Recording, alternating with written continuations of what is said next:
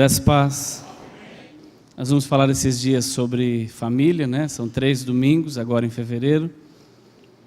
Em janeiro nós tivemos um estudo sobre o poder das trevas.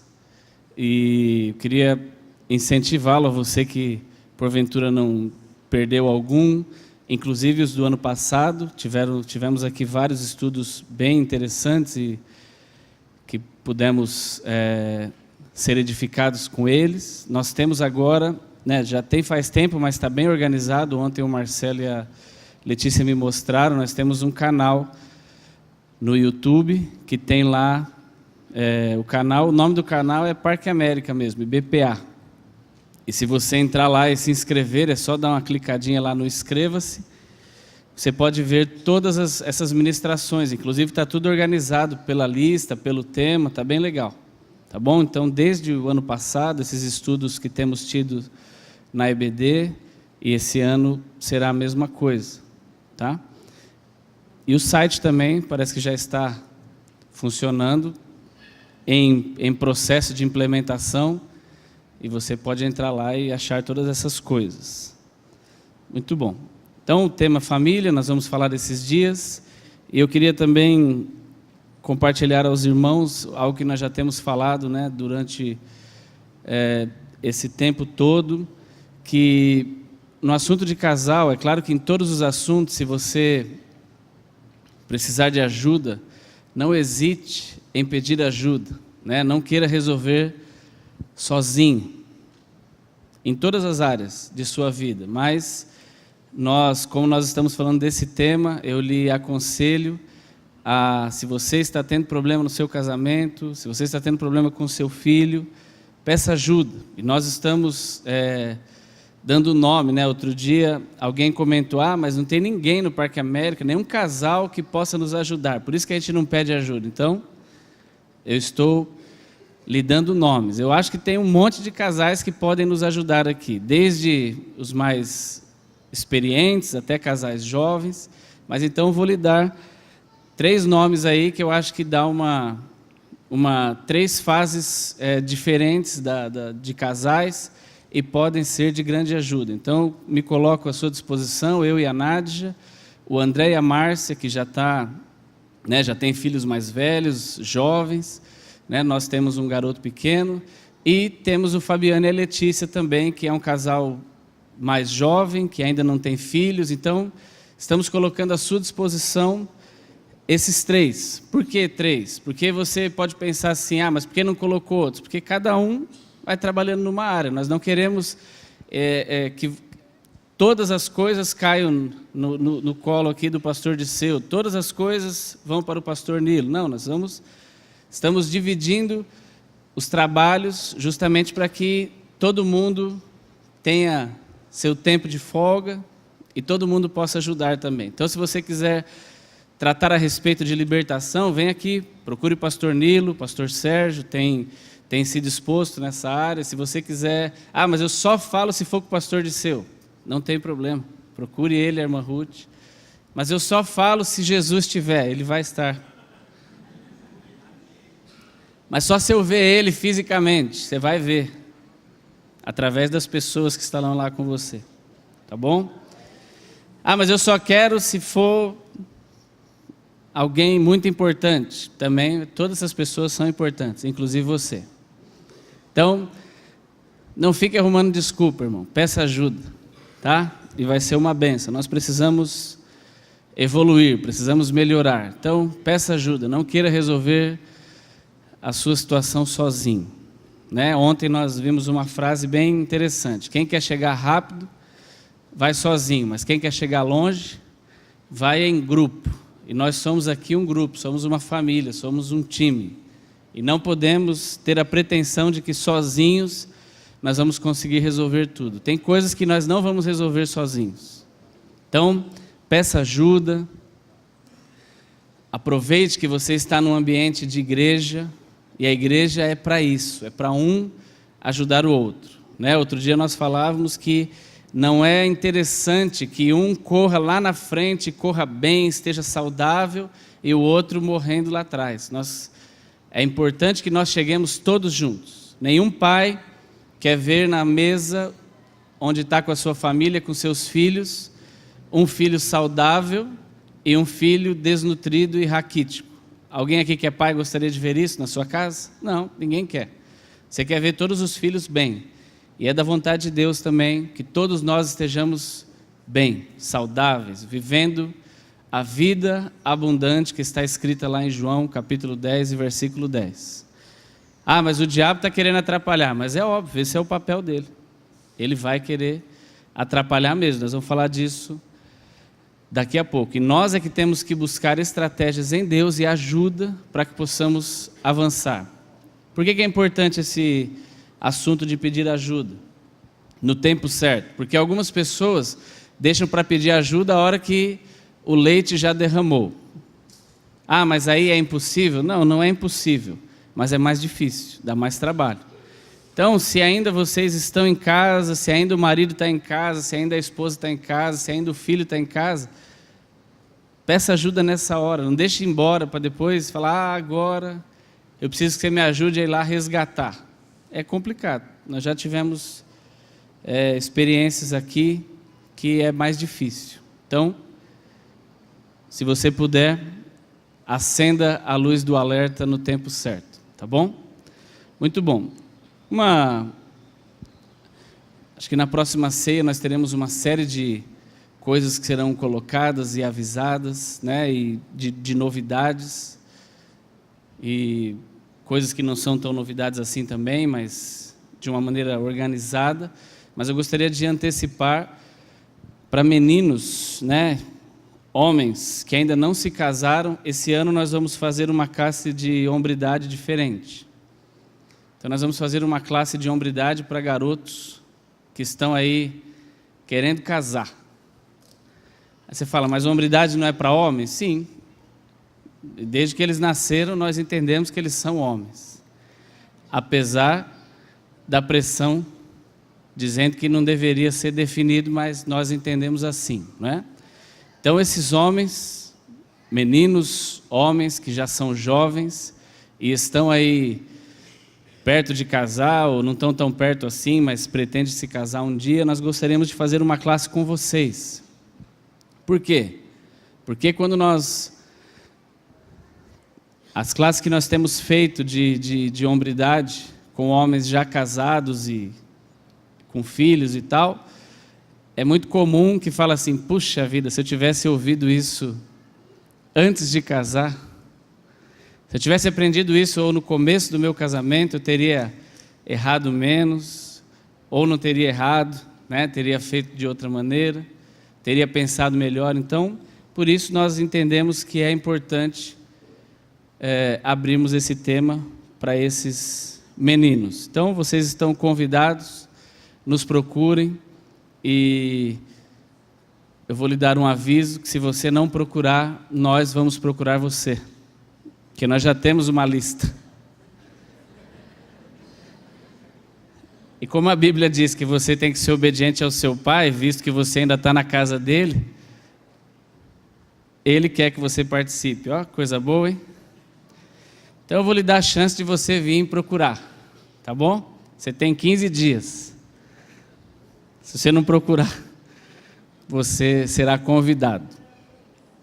E vai ser um convite assim, bem... que você não vai poder recusar. Estou brincando, eu sei que você vai vir de livre e espontânea vontade. Vai ser uma benção. Amém. Passa ao próximo, Bela, por favor. Vamos abrir as nossas Bíblias no livro de Jeremias.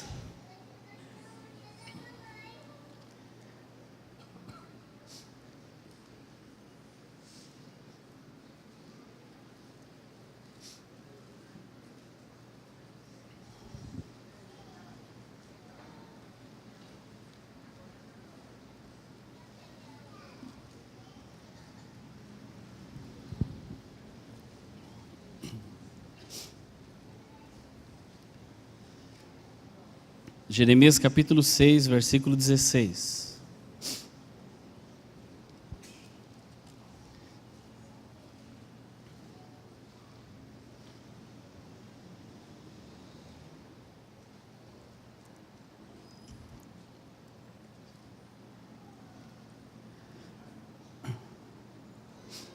diz assim: assim diz o Senhor. Jeremias, capítulo 6 e o verso 16. Assim diz o Senhor: ponde-vos nos caminhos e vede, e perguntai pelas veredas antigas, qual é o bom caminho, e andai por ele, e achareis descanso para a vossa alma. Mas eles dizem: não andaremos. É uma atitude aí de rebeldia, né? Nós não queremos, é isso que o texto quer dizer. Esse é um incentivo de Deus para que as pessoas retomem algumas coisas que eles praticavam, mas o povo rejeita isso ou reluta em andar por isso. Vamos orar? Pai, nós te agradecemos e te louvamos, Senhor, por esse tempo. Obrigado porque o Senhor está aqui. Obrigado, Senhor, porque nós pudemos já desde o momento em que nós chegamos aqui ministrar ao Senhor e sermos ministrados por Ti. Pai. Obrigado por essa equipe que estava aqui nos conduzindo durante esse tempo de ministração de louvor, e o Senhor já pôde falar aos nossos corações desde esse momento, Senhor. Obrigado por essas pessoas se deixarem ser disponíveis para serem usadas para tratar conosco, Senhor. Nós te agradecemos por esse tempo, te agradecemos pela Tua palavra, te agradecemos por tudo que nós temos aprendido neste lugar, Senhor. Nós te agradecemos porque o Senhor tem nos permitido aqui crescermos em graça e em sabedoria, e nós te louvamos por isso, Senhor, porque essa é a intenção Sua para conosco e a nossa também, sermos cada vez mais parecidos contigo. Que o Teu Espírito Santo nos ajude, Senhor, todos os dias, a sermos cada vez mais parecidos contigo. É isso que nós te pedimos e te agradecemos pela Tua palavra trabalhando em nós, em nome de Jesus. Amém. No Evangelho de João, capítulo 8, é um texto bem conhecido. Jesus está conversando com algumas pessoas e ele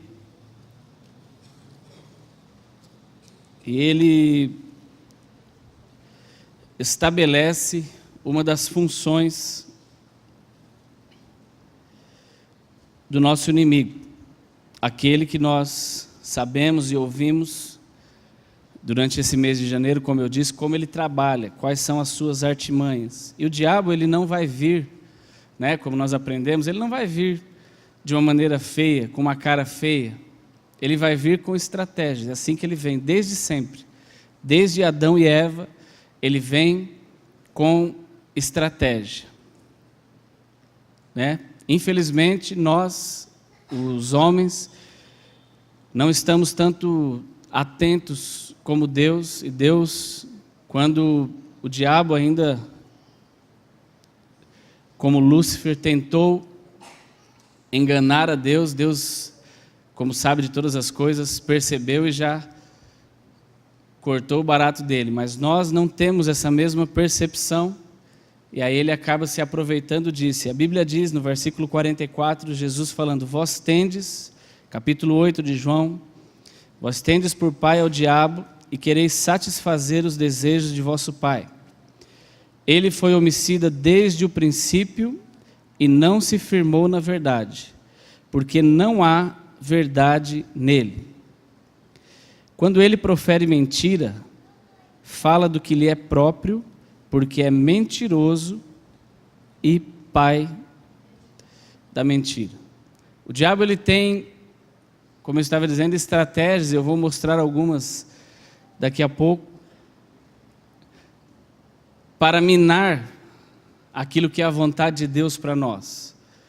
E ele não vem como um tsunami justamente para que a igreja, porque se ele viesse como um tsunami, se ele viesse de uma maneira explosiva e efusiva, todos nós que conhecemos a palavra logo perceberíamos e iríamos lutar contra. Porque se nós estamos aqui, nesse ambiente, por exemplo, ou em qualquer ambiente que você esteja, e de repente há uma manifestação física de um demônio, você logo percebe, vai lá e age, como nós também aprendemos. Mas, se ele não se manifestar e a pessoa for sendo usada por ele de maneira disfarçada, ele consegue ir mais longe, porque as pessoas não percebem. Ele vai trabalhando na mente das pessoas e nós não vamos percebendo. Então, é exatamente isso que ele tem feito com a sociedade e, pasme, com a igreja. Eu coloquei aí, como se perdem as culturas. Cultura é algo que você não perde de um dia para o outro e também não adquire de um dia para o outro. Um exemplo, eu tive a oportunidade, esse ano de 2018, de conhecer um país que é totalmente diferente do nosso. Então, eu fui a trabalho para o Japão. E você percebe andando na rua que não tem nada a ver com o nosso povo, com a nossa cultura. Mas isso não é alguma coisa que tanto nós brasileiros somos o que somos do ano passado para cá, e também não é uma coisa que eles são o que eles são do ano passado para cá. É algo milenar. No nosso caso, pouco menos, bem menos do que isso, nós somos considerados aí um país jovem, não só o país, mas o continente todo. Então, mas a cultura é algo que se adquire ou se perde com anos de trabalho em cima daquilo. E há uma história que nós aprendemos com o pastor Craig Hill, e eu vou tentar contá-la aqui para que isso sirva de exemplo, Eu acho que eu já falei em algumas oportunidades, mas vale a pena refalar. Então, diz que havia um lugar, como uma cidade, um lugarejo, e esse lugar era cercado por muros altos e fortes, e só vivia dentro dos muros as pessoas daquele lugar. À tarde, no final da tarde e à noite, todos os dias os portões eram fechados. E quem era da cidade tinha que entrar, tinha que estar lá, porque o portão só ia se reabrir no outro dia pela manhã. E quem não era tinha que sair. Então algumas pessoas até podiam vir fazer comércio. E o povo daquele lugar podia sair também para ir atrás de suas coisas, ir a um lugar maior para comprar coisas, negociar, trabalhar, enfim. Mas todos os dias o portão era fechado. Naquela cultura era normal que as pessoas que viviam ali só se casassem e só constituíssem família também com quem era dali. Não era permitido que eles buscassem esposa fora, não era permitido que eles buscassem marido fora. Fazia parte daquela cultura que eles iam viver para sempre entre eles. E lá dava tudo certo, todo mundo era próspero, ninguém roubava ninguém. As pessoas se ajudavam, as pessoas cresciam juntos e as pessoas evoluíam juntos em suas vidas. E isso foi assim durante muito tempo. Uma das coisas que se praticava naquela cidade, naquele lugar, era a pesca. Mas eles não tinham um rio dentro das suas limitações ali, dos muros. Eles tinham que ir para fora e durante o dia que eles praticavam pesca nos rios que estavam ao redor daquele lugar. E os pescadores então iam, pescavam, voltavam a tempo e tudo estava certo. Mas um dia, um pescador perdeu a hora na sua atividade de pesca e não conseguiu voltar a tempo. Quando ele chegou, os portões já estavam fechados. E uma vez fechado o portão, ele só abriria no outro dia pela manhã. Como ele ficou para fora e não tinha jeito, era muito alto, não tinha como pular, não tinha como dar um jeito. Por isso que era uma regra e todo mundo já sabia há muito tempo, ninguém nem questionava. Ele ficou para fora e ele falou, bom, já que eu estou aqui, não vou ficar perdendo tempo, não dá para dormir, vou voltar e vou pescar.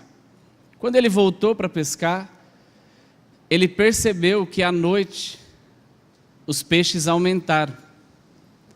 O tamanho dos peixes, inclusive, aumentou, talvez porque o número de pessoas fazendo aquilo era menor, então a oferta aumentou também.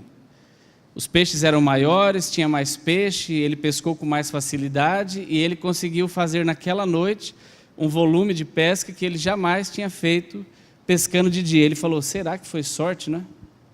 E aí no outro dia, amanheceu, o portão abriu e tudo voltou ao normal, mas ele guardou aquilo para ele, não contou para ninguém. Mas ele ficou com aquilo na cabeça e no outro dia ele pensou, vou ficar para fora de novo, só para ver se foi sorte de principiante ou se de fato a noite é melhor. E aí no outro dia, então, ele ficou lá, simplesmente não entrou quando os portões fecharam e praticou novamente a pesca noturna. O fenômeno se repetiu. Os peixes eram maiores, as quantidades maiores, pescou com maior facilidade, consequentemente uma quantidade melhor, e ele enxergou então que o negócio era pescar de noite. Mas existia uma regra, existia algo a ser seguido. Ele, inteligente que era, pensou. Ele morava bem, a casa dele era bem no muro assim. Imagina que a parede da casa dele dava para o muro que levava para fora. O que ele fez? Vou fazer um buraco. Fez um buraquinho lá, onde só passava ele. Não contou para ninguém. Não contou nem para a mulher, para ela não contar para a vizinha. E ele começou então pelo buraco, todas as noites, dava um determinado horário, ele ia e saía, pescava, já voltava pelo buraco também, colocava seus peixes dentro de casa e passou muito tempo fazendo isso. Mas as pessoas começaram a perceber, né, principalmente os mais chegados e os pescadores, por que esse cabra está prosperando tanto? O que ele faz de especial, né? Eu sou pouco entendido de pesca, mas o anzol dele, o que a isca dele tem de melhor, que ele só aparece com peixe bom. E até que um não aguentou e foi lá e falou para ele, o que você tem feito? Ah, nada não. Tentou dar uma disfarçada e foi conseguindo levar, mas o cara pressionou tanto que uma hora ele falou, vou contar só para você. Hein? Você promete que não conta para ninguém? Uhum. Aí ele foi e contou, foi lá, mostrou o buraco, contou toda a história. Aí o cara falou, mas então vou fazer um buraco na minha também. Mas você não conta para ninguém, faz só na sua. Tá bom. Passaram os anos, a cidade estava toda esburacada. Com a cidade toda esburacada, a cidade ficou desprotegida. Aí do mesmo jeito que eles começaram, porque muita gente começou a saber daquilo, muita gente começou a sair, e muita gente também começou a entrar pelos mesmos buracos, que alguns saíam de lá de noite. Quando começaram a entrar pessoas de fora, começou a aparecer roubo na cidade, coisa que nunca tinha acontecido antes. Além de roubo, começaram a entrar estranhos e as pessoas da cidade começaram a ter relacionamento também com pessoas de fora, porque elas já não estavam mais encontrando com essas pessoas só de dia, mas também de noite.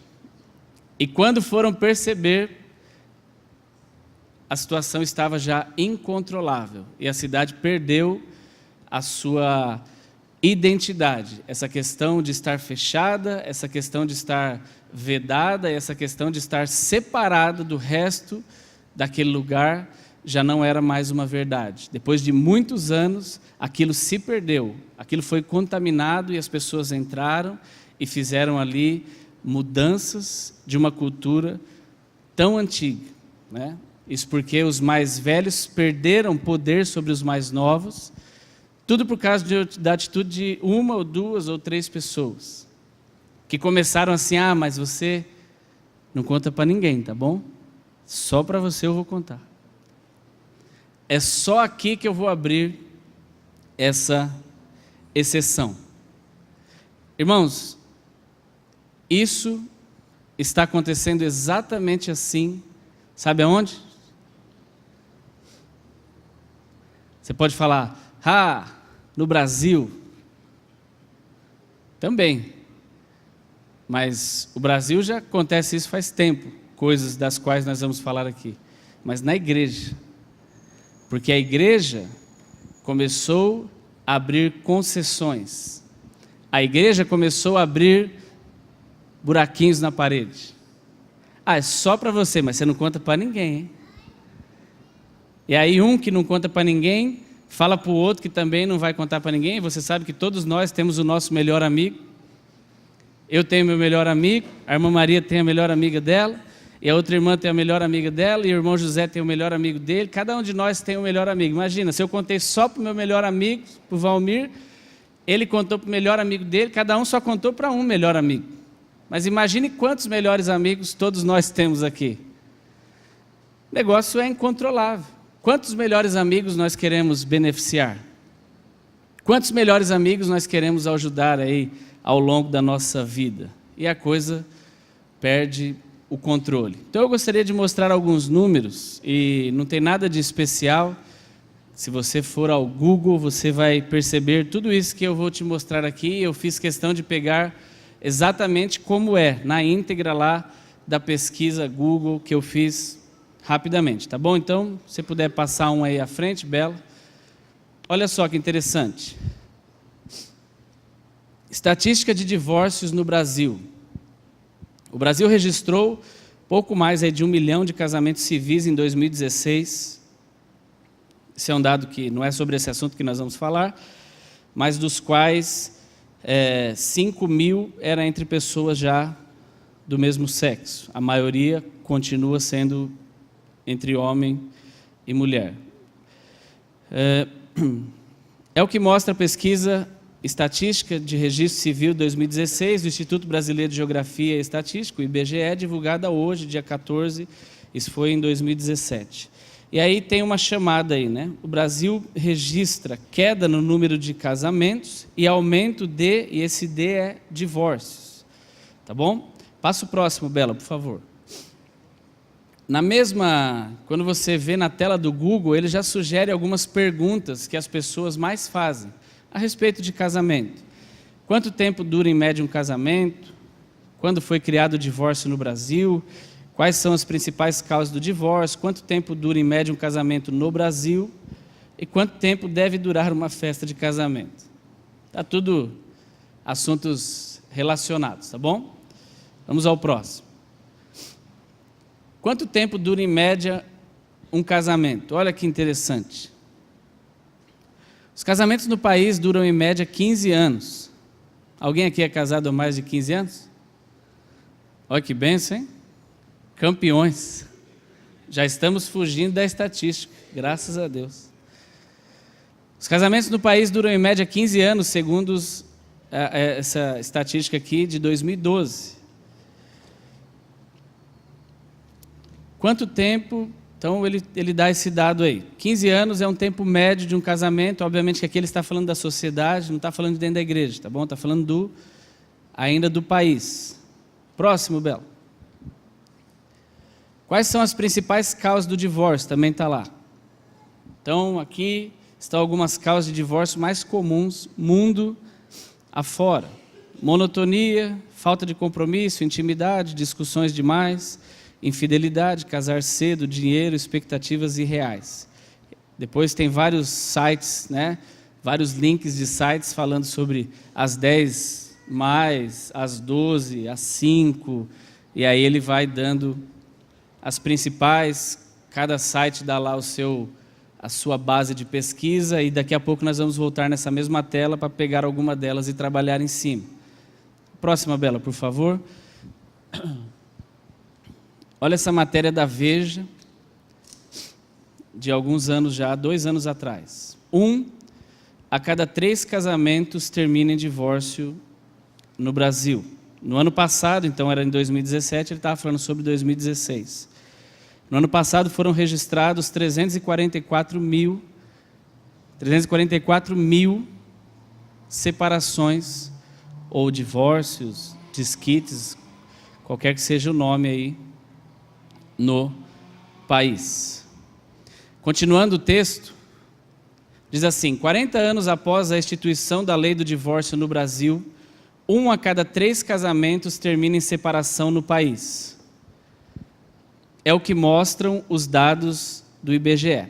Um balanço feito com dados do Instituto entre 1984 e 2016 aponta ainda que o número de dissoluções disparou com o passar dos anos. Dissoluções são as brigas. Em 1984, elas representavam cerca de 10% no universo dos casamentos, com 93 mil divórcios. Isso está falando de um dado anual. Essa correlação saltou para 31% em 2016, com 1 milhão de matrimônios e 344 separações, ou seja, 30% dos casamentos estão terminando. Não importa o tempo, divórcio. Apesar da lei do divórcio vigorar desde 1977, os dados sobre o tema só começam a ser incluídos nas estatísticas anuais de registro civil na década seguinte, a partir de 1980. Até aquele ano, o desquite era o dispositivo legal, mas não possibilitava uma nova união formal. O levantamento aponta mais de 7 milhões de dissoluções registradas no país entre 1984 e 2016, ou seja, 580 divórcios por dia. Essa é a situação do nosso país perante 29 milhões de casamentos estabelecidos. É um número bem grande, eu considero. Próximo. Um dos pontos que fizeram aumentar esse número, a diminuição, isso faz parte da mesma matéria, tá? Porque diminuiu o preconceito em relação a isso. Para especialistas de direito em família, uma das razões do boom, não é do bom não, é do boom de divórcios, é o recuo do preconceito. As pessoas desquitadas, especialmente as mulheres, eram extremamente estigmatizadas, diz aí o Luiz Knell, sócio dos advogados. Houve uma mudança cultural em que se compreendeu que o divórcio não é um mal. Os casais que se separam não optaram pela solidão, mas pela felicidade. O avanço da legislação, que permitiu o divórcio em cartório e retirou o prazo de separação, é outro motivo para a alta. Segundo defende Mário Luiz Delgado, diretor do Instituto de Advogados de São Paulo, isso significa que o enfraquecimento do casamento como instituição, isso não significa o enfraquecimento do casamento como instituição, mas sim o fortalecimento. Por quê? Porque a pessoa agora só fica casada se realmente ela quiser. Então eles entendem que isso não enfraqueceu. Ao contrário, isso fortalece. Porque antigamente você ficava casado, de acordo com a pesquisa, obrigatoriamente. Agora que está tudo pode, então você fica porque você quer mesmo. Então, quem quer, fica. Isso significa, na visão deles, que o casamento está mais fortalecido. Com esse cenário, nenhum casamento vai continuar por conveniência, medo ou dificuldade de ser dissolvido. Próximo. Olha que bonitinho. Famílias unidas após o divórcio. E aí ele dá um exemplo aí de uma família. Eu peguei exatamente como está lá, por isso que tem o nome da pessoa, tá? A família Dias Batista de Sorocaba coleciona 3 divórcios. E outro em andamento. E ainda assim permanece unido. O patriarca da família, de 85 anos, se divorciou 2 vezes. A primeira foi em 1978. Já o seu filho, advogado, de 51 anos, se divorciou da ex-mulher. E o filho deles está passando por um processo de divórcio. A Bíblia tem um nome para isso, né? Sabe qual é esse nome? Uma maldição hereditária, que vai passando de pai para filho. Mas é assim que a mídia trata e tudo bem, estamos apenas constatando um fato aqui. Tudo bem? Agora olha que interessante, o próximo, Bela. Estou olhando lá, estou acreditando que está passando exatamente aqui. Isso é um site já gospel. A taxa de divórcios entre evangélicos se igualou à do restante da sociedade, alerta pesquisa. Isso aqui é de 2017, não é algo desse ano não, nem de 18, mas é recente. Próximo, Bela. O divórcio é uma solução drástica para um casamento problemático ou que tenha passado por um forte trauma, como traição, por exemplo. No meio evangélico, ao longo das décadas ou de décadas, essa escolha sempre foi desencorajada pelos líderes. Eu vou grifar aqui, sempre foi desencorajada pelos líderes, mas hoje... vamos abrir um buraquinho ali. Mas hoje a proporção de casais cristãos que se separam é a mesma, constatada entre outros setores da sociedade. Ele está falando de percentual, não está falando de número, tá bom? A informação foi divulgada pela Barna Group, Instituto de Pesquisa que se dedica a estudar o ambiente cristão e o seu impacto na sociedade, assim como a influência cultural, a influência da cultura secular entre os evangélicos. Então, pelo que eu entendi, essa empresa aqui, ela faz uma pesquisa para saber o quanto que os cristãos influenciam na sociedade e o quanto que a sociedade influencia no meio cristão. A próxima diz assim: o estudo constatou que a maioria dos evangélicos adultos são casados, 67%. Numa comparação direta com outras tradições do cristianismo, a taxa de fiéis evangélicos que adotam o matrimônio é superior. Então, na igreja, as pessoas se casam mais. A média registrada foi de 60%, 59%, 60%. Essa média também é maior do que os 52% registrados na sociedade como um todo. O que chama atenção, no entanto, é que o percentual de divórcios ou divorciados, 25%, é o mesmo entre evangélicos, católicos e pessoas de outras religiões ou sem afiliação religiosa. Ele está igualando a igreja a todo o restante da sociedade, tá bem? Muito bom. E termina aqui isso que eu queria mostrar a respeito de pesquisa. Você pode pôr o próximo, Bela, por favor? Vamos deixar aí. Mas olha só, antes da gente entrar nos textos, vamos analisar isso frente a essa história que eu contei da cultura. Não precisa abrir o texto ainda não. É interessante perceber que o diabo, nós lemos no texto, que ele é mentiroso. E a Bíblia diz, inclusive, que ele é o pai da mentira. Ele que foi o inventor, ele que bolou a mentira conceitualmente.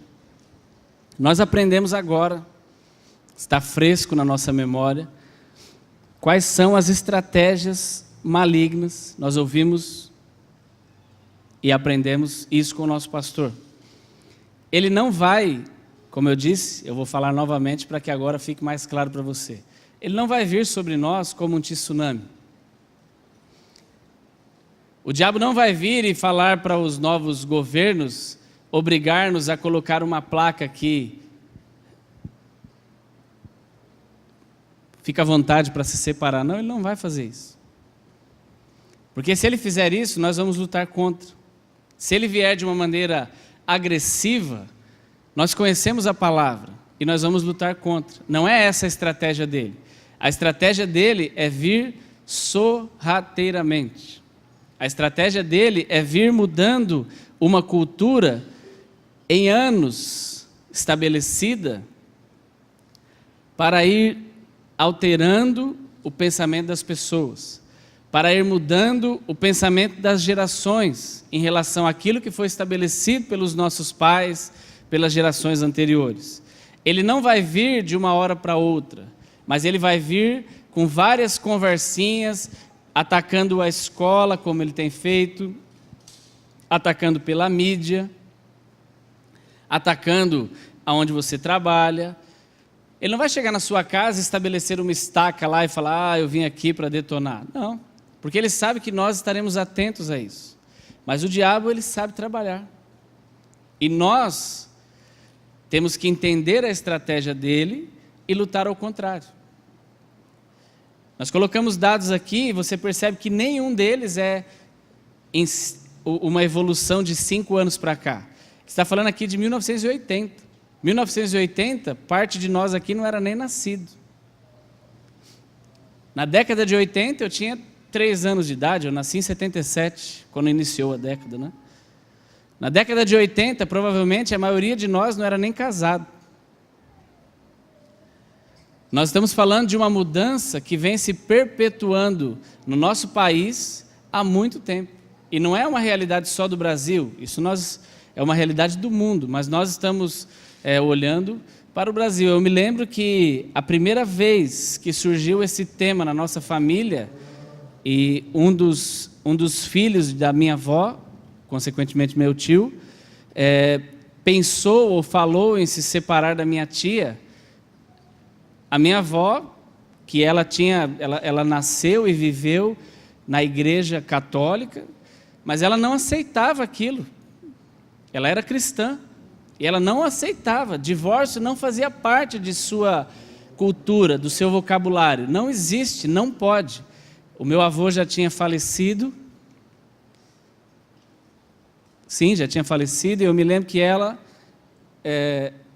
carregava na sua correntinha aqui a aliança do meu avô e a dela na mão. E quando isso aconteceu, ela ficou sabendo, tal. É sempre assim, né? Os avós, os irmãos se combinam para não vamos deixar a mãe saber, porque ela vai ficar muito nervosa e já está velhinha e tal. Mas não teve jeito, ela soube, porque ela estava ali olhando tudo e percebendo tudo, e ela pegou as alianças dela, né, do meu avô, e fez questão de ir até lá. A gente era muito pequeno, mas eu me lembro, e minha mãe contou para nós, que ela fez uma ministração de mãe na vida lá do meu tio e da minha tia, né? E falou: vocês não podem fazer isso. E não tinha base bíblica, não tinha nada, era cultura. Era simplesmente convicção do coração dela. A minha avó faleceu em 94 com 86 anos. Por que ela tinha isso tão forte na vida dela, né? Eu tive o privilégio, né, de ter ficado muito tempo com ela. Ela morou em casa os últimos anos. Então a gente estava sempre junto e ela contava as histórias para nós, e coisa de vó, né? E aí ela falava que quando a gente perguntava essas coisas, vó, né? Como foi a sua vida e tal? Ela sempre falou para nós que ela se casou com o João, mas ela não gostava do João. Ela gostava de um outro rapaz, e era com ele que ela queria casar, na roça, mas o pai dela falou: não, é com o João que você vai casar, por algum motivo. E ela casou com o João, e ela falou: mas eu aprendi, ela contava mesmo para a gente, criança, não tinha problema não. Falava: eu aprendi a amar o João, que era o meu avô. E eles viveram a vida toda juntos. Então, a cultura era essa. O que aconteceu com isso? O que aconteceu com esse sistema? Ele foi alterado. Por quem? Foi de uma hora para outra? Foi olhando, foi vendo, um entrou, se permitiu, né? O outro aconteceu na mídia, as pessoas, fulano separou, daqui a pouco fulano tem 5 casamentos, e as pessoas estão celebrando e achando legal, né? Olha só, aquele ator, ele já casou pela 29ª vez, e as pessoas acham aquilo belo, né? E ele sai na capa da revista, um velho, desculpe o termo, mas no caso dessas pessoas não é nem pejorativo falar disso, mas um velho de 70 anos se casando com uma menina de 25. Outro dia eu vi no UOL um cantor, esqueci o nome dele agora, famoso, velho. O cara tá só o farrapo, casando com uma moça de 28 anos. Meu Deus! Eu não sei quem é pior, se é ele ou se é ela, né? O caso dele é burrice mesmo, o caso dela é esperta. Porque o que ela vai fazer com um velho desse? Eu não estou sendo pejorativo aqui com os irmãos idosos, não. Porque você que está velhinho com a sua velhinha, está ótimo. Né? E começa a ficar uma coisa gritante, estranha. O pessoal fez uma brincadeira, o pessoal fez um meme pelas mídias sociais outro dia, né? Falou que bonita essa profissão de cuidadora, né? Tava lá a Michele Bolsonaro e a Marcela Temer com seus dois maridos, o Michel Temer e o Jair Bolsonaro. Isso vira uma piada e as pessoas estão achando normal isso, não é? Uma moça de 33 anos casada com um senhor de 77. Ele não tinha idade para ser o pai dela, ele tinha idade para ser o tataravô dela. Não é? Não combina, não orna, mas as pessoas querem fazer ornar. O texto de Hebreus, e eu peguei 2 textos aí, de repente os irmãos falam, esse texto de Atos aqui, tem um que combina melhor. Eu não encontrei. Né? Mas o texto de Hebreus, assim, digno de honra, ou venerado seja na nossa versão, mas há uma versão que diz digno de honra, abra lá, por favor. Na nossa versão diz venerado seja entre todos, isso está em Hebreus 13:4, entre todos nós, né? Entre todas as pessoas, venerado, digno de honra, seja o matrimônio e o leito sem mácula. Porém, aos que se dão à prostituição e aos adúlteros, Deus os julgará. Então a Bíblia diz, digno de honra seja o matrimônio, o casamento. E aí eu estava pensando, que texto que eu poderia encontrar em que a Bíblia fala, né? Não vamos perder isso. E esse texto de Atos, eu vou te lembrar a história, mas a Bíblia diz que Pedro foi intimado a ir na casa de um homem chamado Cornélio, e Cornélio não era judeu, mas era gentil, e Pedro falou, não posso, mas aí Deus deu a ele uma visão e mandou lá uma rede cheia de animais impuros, né, que parecia ser impuro aos olhos dele. Ele falou, e a visão dizia, mata e come. Ele falou, não, eu não, isso é imundo, é impuro. E aí a visão, Deus lhe fala, não torne impuro ou comum, o tema é comum, isso está registrado em Atos, capítulo 11, versículo 9, diz assim, não torne comum aquilo que Deus purificou. O texto de Jeremias que nós lemos lá no início, ele diz assim, diz o Senhor, voltem para as veredas antigas, voltem para o caminho onde os seus pais caminhavam. Traga de volta aquelas culturas que estão sendo perdidas dentro da igreja. Traga de volta aquelas culturas que, infelizmente, ao longo dos anos, as pessoas têm perdido. E por que as pessoas têm perdido, irmãos? Não sejamos tolos. Quem está trabalhando ao longo dos anos para fazer com que na igreja seja comum o divórcio? Quem você acha? É o diabo. É o inimigo. Mas ele não vem de maneira agressiva, ele vem de maneira sorrateira. Graças a Deus, diga graças a Deus, que você faz parte de uma igreja cujo líder não abriu mão ao longo dos anos a respeito desse tema. Mas vá nas igrejas e veja como estão as coisas. Nós fomos estudar aliança em uma igreja conhecidíssima. E quando nós falamos a respeito disso, porque o autor Toque, ele fala, Deus odeia o divórcio. O autor toca nisso. Craig Hill, e é por isso que nós entendemos o material como sendo bom, porque vem de encontro àquilo que nós pensamos, está alinhado com o nosso pensamento, que está alinhado com a Bíblia.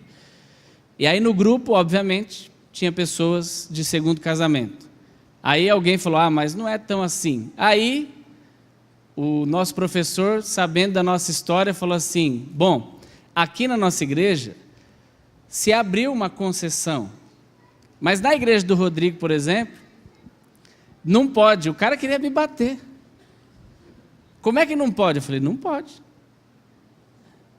Mas por que não pode? Eu falei, porque a Bíblia diz que não pode. Bom, eu nunca vou nessa igreja. Eu falei, você não é de lá mesmo, então fica tranquilo. Inclusive você está longe.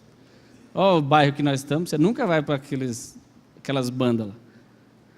Mas ele ficou bravo conosco. Eu falei, o que eu posso fazer? Mas ele ficou bravo com a Bíblia, e eles ficaram tão bravos que eles desistiram no meio do curso. E foi... Porque é a Bíblia, nós não temos como lutar contra. E aí foi interessante, porque esse rapaz que estava nos ensinando, ou dando ali ministrando a aula, ele falou assim, agora olha que interessante, ele contando o testemunho, ele falou, o nosso pastor disse, quando o pastor está em pé, a igreja está sentada. Quando o pastor senta, a igreja deita. O que ele quis dizer? Se o pastor tem uma postura e sustenta uma cultura, sustenta uma situação, a igreja, por mais que esteja, talvez, numa condição um pouco assim, puxa, não concordo e tal, mas ela aceita. Aí se o pastor desce para a condição que a igreja estava, a igreja desce mais ainda. A minha avó e o meu pai, e talvez os nossos avós diziam, não pode dar moleza para esse menino. Traduzindo é isso. Não se pode abrir concessões. Eu não sei se você está numa situação dessa e se você porventura esteja, nós queremos te ajudar, mas te ajudar a você ficar bem, não a você cobrir um erro com o outro. E se você está, procure ajuda, nós estamos aqui dispostos, ninguém vai te chutar, te expulsar. Pelo contrário, nós vamos te ajudar a abrir os seus olhos, de acordo com a luz da palavra, para que você cresça. Mas não adianta você ficar bravo. Não dá para abrir concessões, irmão, sabe por quê? Porque nós já tivemos aqui pessoas que, puxa vida, mas o meu caso é diferente, é a história do buraco na parede. Se você abre para mas esse caso aqui é realmente especial. Aí o outro vai falar, mas o meu também é especial. Aí como é que você vai falar para o outro que o caso dele não é tão especial assim? Porque eu vou falar para vocês um negócio, eu acho que sempre as minhas situações são mais especiais do que a sua. Ou não? Se eu chutar o dedo e o Nilo chutar o dedo, o Nilo pode até chorar, mas eu vou falar, por favor, atendam a mim, porque o meu dedo está doendo mais que ele. Aí alguém vai falar, mas ele também. Eu vou falar, não, mas o meu está doendo mais. Deixa o dele lá. Dê prioridade para mim, não para ele. Então, é uma tendência nossa o seguinte, o meu caso também é. Por que o dele não é e o meu é? Por que o dele é e o meu não é? Você imagina a briga que viraria. E a briga que vira. E o pastor fica numa situação que não tem jeito. Sentou, a igreja deita. É assim. Se afrouxar a corda, isso é igual menino, criança. Fulano, você vai arrumar a cama todo dia. Aí o dia que ele acordar, mãe, hoje o braço está doendo. Tá bom, filho, eu arrumo para você. Aí no outro dia, o que ele vai fazer? Mãe, hoje meu pescoço. Tá bom, filho, eu arrumo para você. Mãe, eu já chego igual um robô, né? Hoje está tudo doendo. Acabou, não vai mais arrumar a cama. O que uma mãe sábia faz? Mãe, meu braço está doendo, arrumo com o outro. Mãe, está tudo doendo, então faz um polichinelo antes e vá arrumar a cama. Aliás, se você quiser, eu te ajudo a desentrevar tudo você. Vem cá. É assim, irmão, nós não podemos dar moleza. Se você dá moleza numa situação dessa, as coisas se afrouxam. Esse é o sistema cultural da educação. Ah, mas não pode, né? Outro dia eu vi uma artista bem famosa, orgulhosa. Eu nunca toquei a mão na minha filha. Ah, grande coisa. Pois o meu pai tocou a mão em mim, tocou o pau, tocou o cabo de vassoura, tocou tudo. Tocou o chinelo, tocou vara. E não foi só um toque, não. Era vários. E ele falava, a primeira é 3. Se fizer de novo, meu pai não era bom de matemática, então a primeira é 3, a segunda é 6, a terceira é 9. Pai, a conta não é essa não, deixa eu te ajudar. Ele falou, não, é isso aí que vai ser. Pensou, esses homens hoje vêm com coisa que você não pode. Não pode o quê? Não corrija não teu filho para você ver, né? Então, irmãos, nós não podemos perder a cultura. Eu mostrei isso tudo aqui para nós, para entendermos que é uma estratégia maligna e ele já conseguiu entrar na igreja. Já conseguiu. Agora cabe a nós, eu não estou falando dessa igreja local, eu estou falando na igreja, corpo de Cristo. Estou falando nas igrejas, em todas, na sociedade considerada aí evangélica, aquela que você abre a revista e vê, 50% do Brasil é cristão, é evangélico, é isso tudo aí. É nesse meio que virou normal. E não é só no Brasil não, é geral. Agora o que nós podemos fazer? Quem sou eu, né? Quem somos nós aqui do Parque América? Lutar contra. No nosso mundo. Eu e você não vamos conseguir mudar o mundo todo, é óbvio. Mas nós conseguimos no nosso mundo estabelecer princípios e andar sobre eles. É fácil ficar casado 45, 50 anos, 60? Não é fácil. 30 não é fácil, 20 não é fácil. 10 não é fácil. 1 ano para alguns não tem sido fácil. Mas quem falou que ia ser fácil? Quem tem a cultura dentro de si, não abre mão. Não deveria fazer parte do nosso vocabulário a possibilidade, quando a gente às vezes, infelizmente por falta de sabedoria, o casal brigando, um fala para o outro, então quer saber? Vai embora.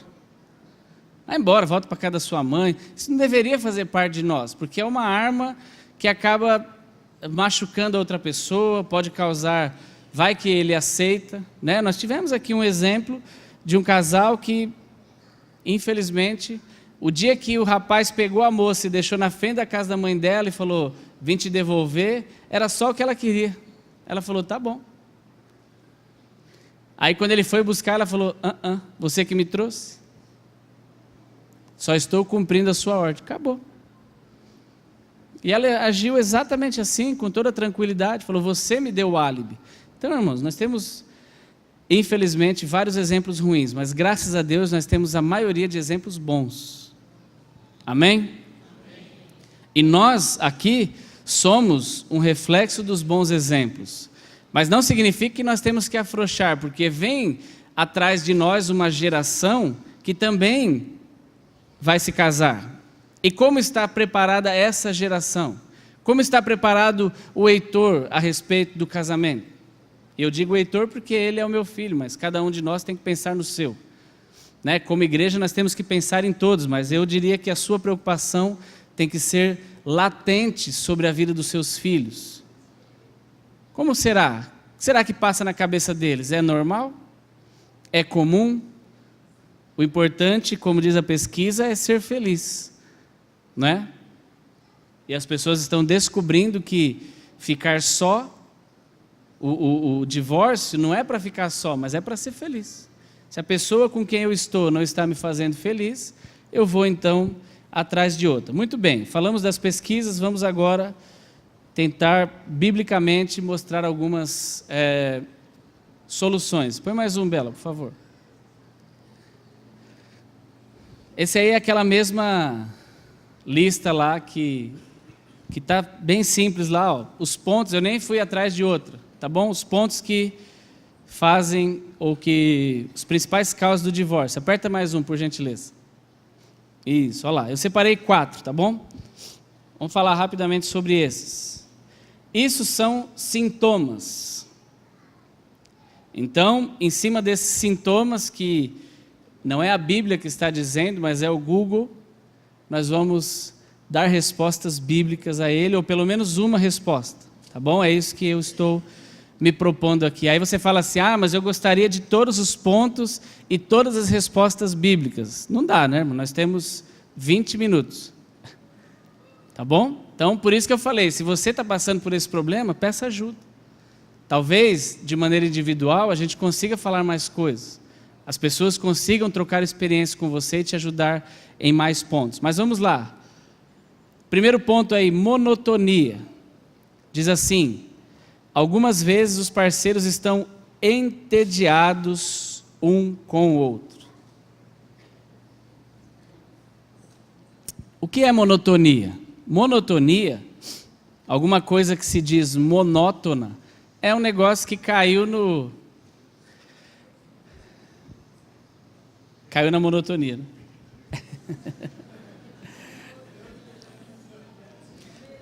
É a mesmice. Muito obrigado, irmão. O que mais? Rotina, costume. Você faz porque faz parte, você nem pensa para fazer. Quer ver? Quem aqui dirige há bastante tempo, não aquele carro automático bonitão, mas um carro igual o meu, comum, mecânico, que você tem que trocar a marcha. Irmã Maria, a senhora dirige há bastante tempo e eu me lembro, desde o Fusca azul. Quando a senhora me buscava na escola, olha só. A pessoa que dirige há tanto tempo assim, como a irmã Maria, a senhora pensa, vou pôr segunda agora, vou pisar na embreagem e puxar para trás? Não pensa, pensa? Pense nisso. A gente não pensa para dirigir mais. Sabe, tem dia que quando eu vou de carro, tenho ido pouco agora para trabalhar, mas tem dia que quando eu vejo eu estou lá. Falo, nossa, que caminho será que eu fiz? Você está meio dormindo, você nem pensa para fazer essas coisas. Por quê? As coisas que você já faz todos os dias. Monotonia é isso, né? Cai no costume, tem coisas que você nem pensa. E às vezes nós estamos no casamento assim. Você nem pensa para ser casado, você simplesmente é. Aliás, tem gente pensando bem pouco mesmo. Algumas irmãs poderiam testemunhar e falar, realmente esse homem não pensa. Mas não é disso que eu estou falando, não. Eu estou falando de realmente não pensar para fazer algumas coisas, porque estão no automático. É costume, você já chega, passa na Viva a Noite, compra pão, vai para casa, toma café, depois vai fazer uma visita, ou fica em casa, vê o jornal, vai tomar banho, vai dormir, no outro dia acorda, vai trabalhar, é tudo automático, né? As coisas vão acontecendo no automático. Isso é o que se diz de monotonia. Irmãos, é óbvio que quando você passa muito tempo fazendo a mesma coisa, a tendência é que fique se repetindo, e não necessariamente cansativo, mas é uma tendência entrar ali num ciclo de repetibilidade. Agora, quem que tem que trabalhar contra isso? Você que tem 89 anos de casado. Quem é que tem que trabalhar para você fazer hoje coisas diferentes da que você fazia nos últimos 89 anos aí com seu marido e com a sua mulher? Você. Ninguém pode lhe dar uma solução. E eu não estou falando de monotonia. Alguém pode pensar, está falando de monotonia aonde? Qualquer lugar, irmão. Qualquer área. Monotonia no ritmo, vir para a igreja, ir para casa, vir para a igreja, ir para casa, vir para a igreja, nem altera, né? Nem vai para casa 2 vezes e para a igreja 2 vezes, para pelo menos dar uma diversificada. Passa no João, come um pastel, sei lá, irmão, pensa alguma coisa diferente. Mas tem gente que não muda, parece o trem, só anda no trilho, não faz nada diferente, não dá uma mudada. Então, o que eu colocaria como sugestão para esse ponto, se você está nele? Aperta lá, Bela, por favor. Defina projetos juntos. Mas que projeto?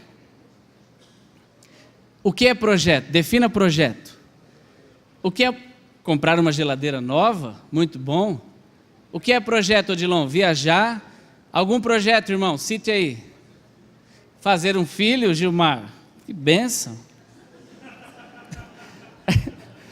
Gilmar está animado, hein? Mas eu entendi, Gilmar, isso é para animar os irmãos, lógico. São projetos.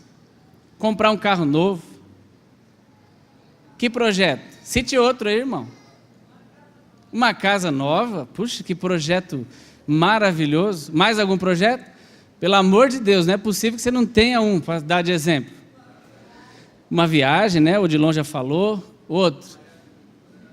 Malhar, né, Rodrigão? Tá certo. Isso aí é um bom projeto também.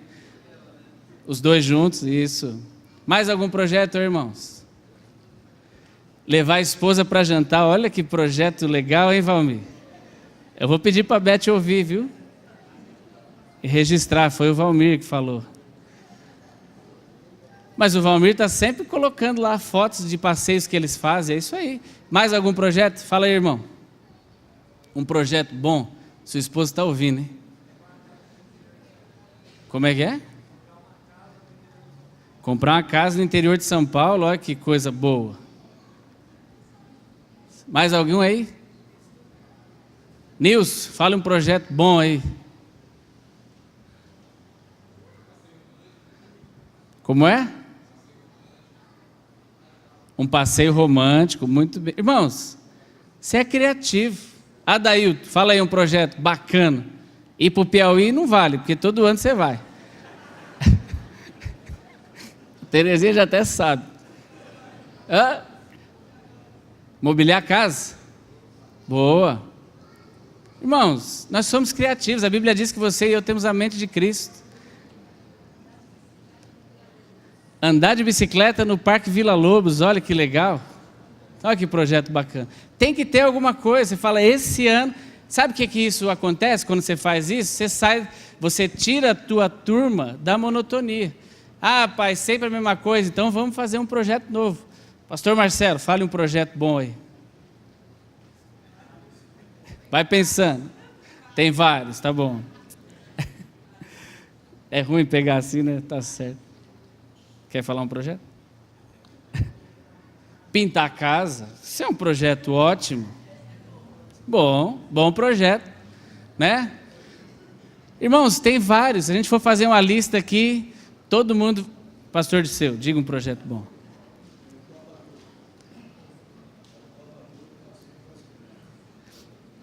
Amém. O pastor está contando que ele praticava o topa tudo no passeio com as crianças. Com os filhos e com os amigos. Fazer um dia de passear. Olha, hoje é o dia que vocês podem escolher o que vocês querem fazer, que a família toda vai. E pode levar os amigos ainda. Irmãos, quem conhece a tua vida melhor do que você? Diga, eu mesmo. É isso aí, você. Agora, a monotonia, e vai chorar? Não, irmão, sai da monotonia.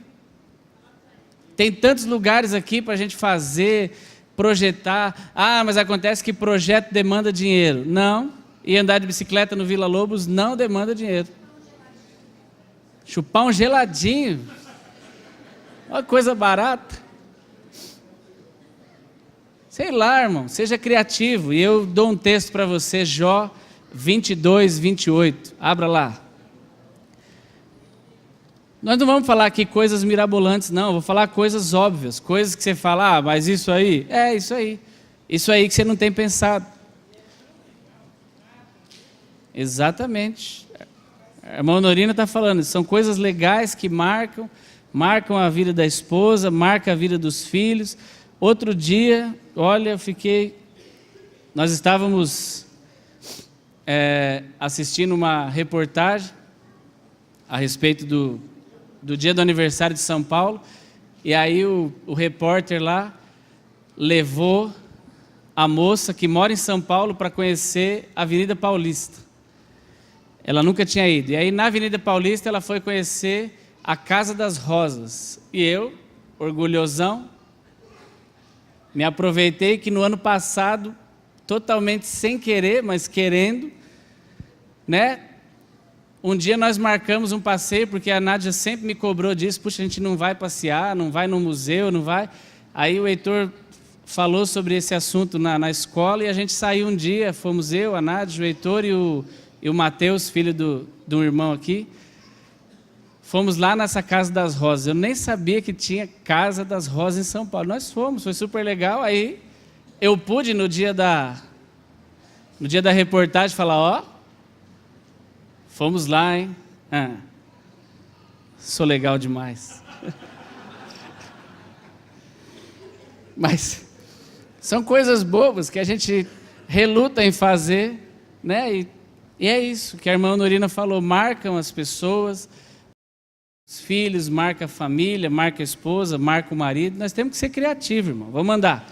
Jó 22, 28 diz assim: determinando tu algum projeto, algum negócio, ser-te-á firme e a luz brilhará nos teus caminhos. Então, meu irmão, se o teu problema está aí, monotonia, muito tempo sem fazer nada, está sempre a mesma coisa, eu não sei, irmão. Ore, determine um projeto novo e vá realizar. Você tem aí o ano todo para pensar nisso. E não fique só orando não, tá bom? Tem que agir, tem que resolver. Fala, Neclides. O SESC é de graça, mais ou menos, viu, Neclides? Tem um custinho, mas sim, estamos aqui do lado.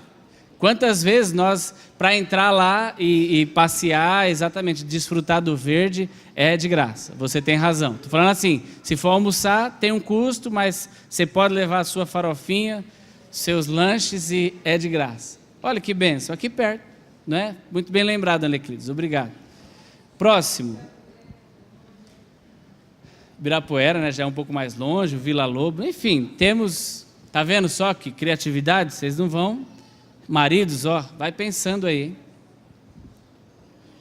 Outro ponto que estava lá naqueles que a gente separou, discussões demais e opiniões diferentes. Isso é óbvio, né, irmão? Sempre vai ter opinião diferente dentro da sua casa, sempre. E você vai fazer o quê? Ah, vamos separar porque você não pensa igual eu. Lógico que não pensa, você não vai arrumar um que pensa igual a você. A gente vai ter sempre opiniões diferentes, sempre vai ter vontade diferente, sempre vai ter pensamentos diferentes. Aperta um, Belo, por favor. Eu me lembro que o ano passado nós comentamos aqui a respeito do traficante de armas, que é o diabo. Ele quer exatamente isso, se aproveitar das nossas opiniões diferentes para poder colocar a pata dele. Ó, tá vendo como ele fala? Tá vendo como ele pensa? Tá vendo como ele é? Ele não é sua alma gêmea, irmão. Alma gêmea sua, sabe quem é? A pessoa que você casou. Ah, mas ela não é. Então faça ser. Porque tem que ser. É ela que é. É ele que é. Ah, mas nós estamos pensando diferente. Então vamos sentar, conversar e convergir. Vamos chegar a um denominador comum. O texto de Provérbios 15:1 talvez seja a melhor arma aí contra esse texto, né? Contra esse ponto. Diz assim: a resposta branda desvia o furor, mas a palavra dura suscita a ira. Infelizmente, nós temos tido situações de ira justamente por causa de respostas duras, respostas não sábias. Eu não sei se você percebeu, não sei se na sua casa é assim, mas na minha quando um está super bem humorado, feliz, talvez o outro esteja, nunca os dois estão mal-humorados, nunca os dois estão super alegres, nunca, não é comum, sempre tem um, né, que está mais chateado ali por uma situação do que o outro. Mas você tem que entender que o casamento é uma parceria. Então, se eu estou bem hoje, eu não tenho que entrar naquele jogo. Você já logo percebe, fala, o que aconteceu? Não está bem? Então vamos fazer o seguinte, vamos conversar depois, vamos discutir esse assunto outra hora. Não adianta a gente querer falar agora na hora da briga. Seja inteligente, irmão. Né? Pensemos. Agora, se você fica fomentando, a pessoa já está irada, já está nervosa, você ainda fica pondo mais lenha. Mas é isso mesmo, olha como você é, você é igual a sua mãe, você, ó, nossa, você não dá para conversar, você é assim sempre, um ignorante, um cavalo, uma vaca, um boi, aí você vai só piorando a situação, né? Você não está ajudando, então para, irmão. Aí você fala assim, não, já sei, lá em casa eu falo para orar, vamos orar, se está assim, vamos orar, vamos expulsar esse demônio, pronto, só vai piorar. Vem cá que nós vamos ungir você, expulsar o demônio. Não é assim. Outra palavra, irmão, que terrível. Você precisa se converter. Não fale isso. Só piora. Mesmo que você ache que a pessoa precisa, não fala isso não. Na hora da raiva, não. Você precisa se converter. E quem ministra então? Que ouve assim, ouve, pega para ouvir a ministração que você fez. Né, pastor Nilo? Pega para ouvir a ministração que você fez domingo, que você está precisando. Ai, isso deve acontecer na casa dos pastores aqui tudo. Mas não é... Irmãos, a gente não pode apagar fogo com álcool, não dá. Você tem que... A Bíblia diz, seja sábio. Responda mansamente. Por que as pessoas sofrem disso? Porque elas não sabem, não conhecem a Bíblia. Você e eu conhecemos. Seja sábio. Né? É fácil? Não, mas tem que praticar.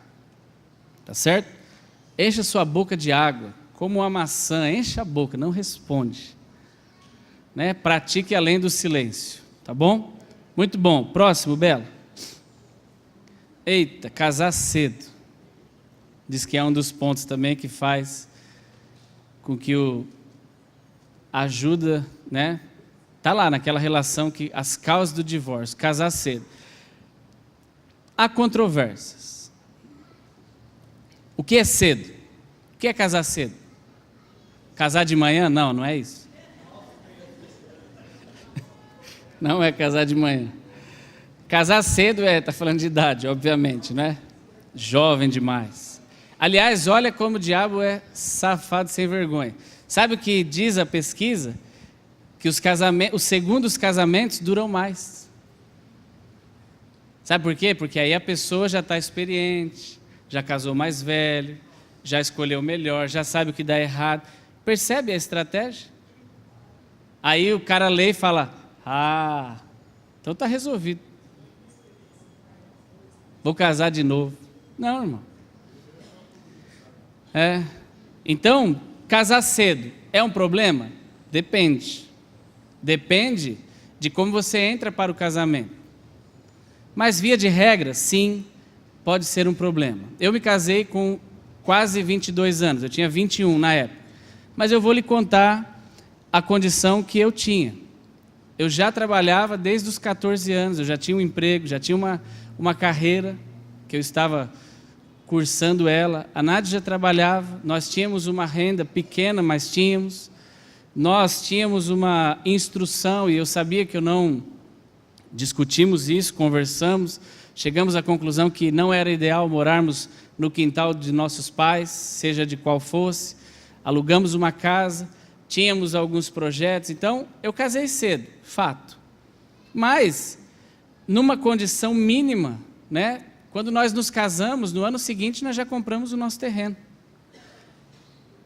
Então, irmãos, nós não tínhamos carro, nós alugamos uma casa 2 ruas da igreja. Vai ficar fácil. Agora, qual é o problema de casar cedo? Quando você só quer casar. Você não pensa em mais nada.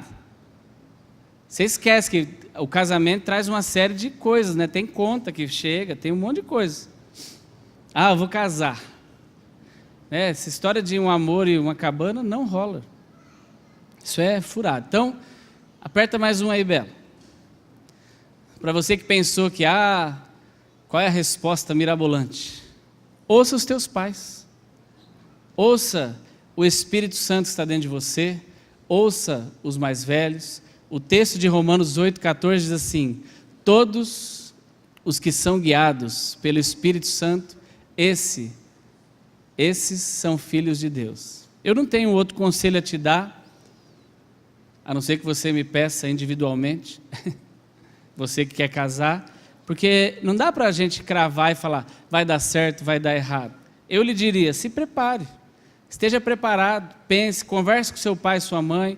Ninguém melhor do que os seus pais, os nossos pais, para saber se nós estamos prontos ou não. Ninguém melhor do que eles, ou as pessoas que nos cercam, o nosso pastor, para falar, vai que vai ser bom, eu te aconselho a não ir. Aí você fala assim, mas se eu desistir agora, a minha noiva vai querer me matar, vai ficar brava, vai chorar, Irmão, acredite, vai demorar só 1 mês o choro dela. Depois, ela vai, e você também, encontrar um novo projeto aí. Então, é melhor chorar agora do que chorar depois de casado. Olha que privilégio, vocês ainda têm tempo para pensar. Enquanto você não assinar sim lá, você ainda tem tempo para pensar. Então pense, eu não estou falando para você fazer, nem para você desfazer, estou falando para você pensar, tá bom? Então, não foi eu que inventei, a pesquisa está aí, casar cedo diz que é um problema. Dá uma pensada nesse assunto. Romanos 8,4 seria o texto que fala: todos que são guiados pelo Espírito Santo são filhos de Deus. Você tem o Espírito Santo dentro de você e... 8,14. Falei errado, né? Romanos 8,14. Ouça os seus pais, ouça os mais velhos, busque ajuda, busque conselho. Tá bom? Próximo, Bela. O próximo que ele fala lá são expectativas irreais. Eita, nós, é o último, né, que nós vamos trabalhar. O que significa expectativas irreais? É aquela, você casa com um príncipe achando que é um príncipe maravilhoso e é um sapo. É isso aí. Você tem expectativa, você já viu aquele... Tem muita coisa agora, né? Expectativa e a realidade. Eu achei dois muito bons, né? Tem o que a mulher está, assim, a expectativa dela é estar olhando pela janela do avião, as nuvens, e na verdade ela está naquela roda do vidro da máquina de lavar. Olha, então é a expectativa e a realidade. Tem o outro que surgiu essa semana, criativo demais, né? O povo não... Acho que tem gente que só fica pensando nessas coisas. O cara põe assim, partiu férias, aí um videozinho, parece a janela do avião. Quando ele afasta, é uma embalagem de desinfetante. A alça do desinfetante. Partiu férias, é.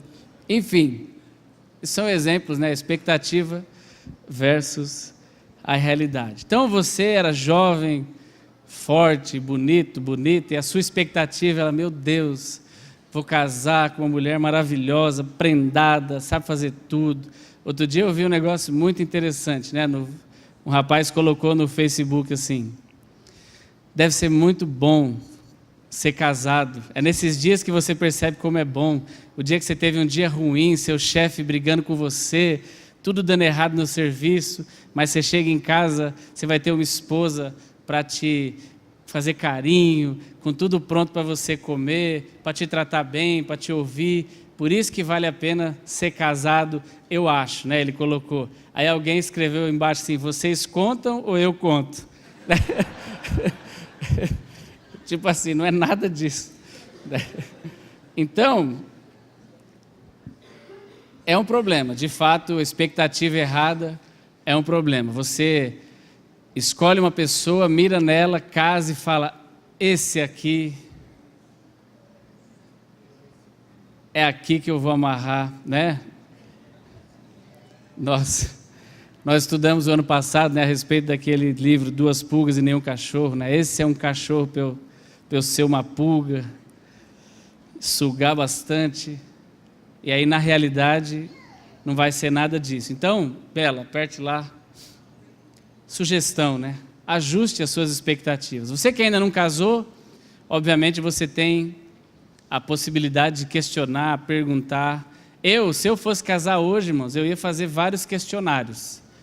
Para mim e para ela, para a gente preencher, responder, analisar, né? Mas é assim, a gente só pensa na maioria das coisas depois que você já passa por elas. Mas você que ainda não casou, você tem a chance de pensar em tudo isso. Você que já casou, irmão, o que você faz agora? Você casou pensando que você estava casando com o homem de ferro. E não é, você descobriu que não é. Você vai fazer o quê? Trocar? Não dá para trocar. É esse aí, né?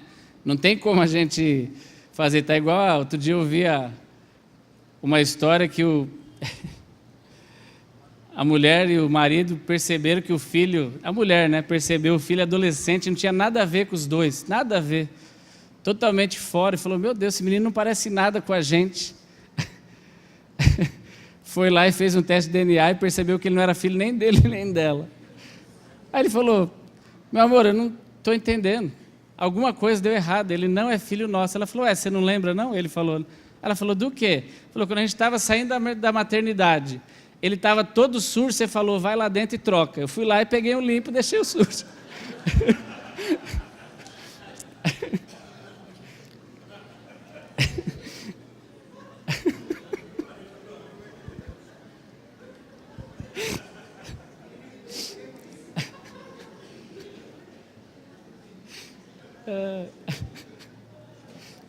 Peguei um limpo. Bom.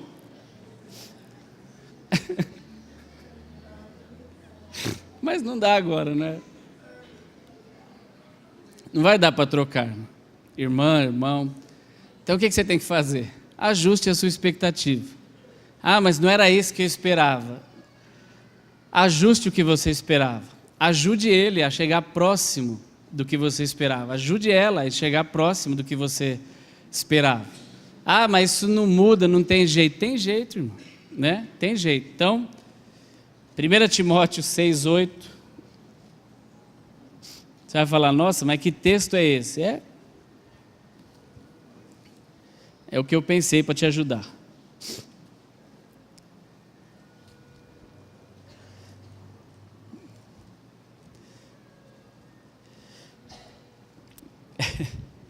Primeira Timóteo, capítulo 6, versículo 8. É um conselho de Paulo para você. Tendo, porém, sustento em com que nos cobrirmos, estejamos com isso contentes. Então, irmão. Ah, mas não era essa a expectativa. Minha expectativa era muito mais alta do que isso. Fique contente com o que você tem. Se você acha, ou se passou pela tua cabeça que você escolheu errado, ou vai em Filipenses 4:11b aí, né? Um outro conselho de Paulo para mim, para você.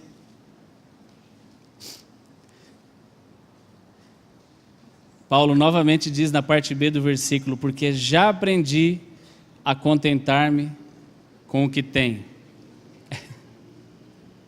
Ah, mas eu não quero. Mas é o que você tem, né? Como o pessoal tem falado, é o que você tem para hoje e para amanhã e para os próximos anos, até que a morte nos separe. Amém? Ah, mas eu não quero. Então, vamos ter que fazer, como diz o pastor Cláudio Duarte. Pode apertar mais um, Bela, e finalizamos. Como diz o pastor Cláudio Duarte, né? Vamos fazer a oração do divórcio. Mas não é vamos orar para você morrer. Porque é o que a Bíblia diz, irmãos. Ah, mas é fácil? Não é fácil. Mas é o que nós precisamos estar atentos. Nós vamos continuar na próxima semana. Eu espero que você tenha entendido algo. E eu creio que tem bastante coisa para a gente aprender junto. Amém? Graça e paz. Deus te abençoe.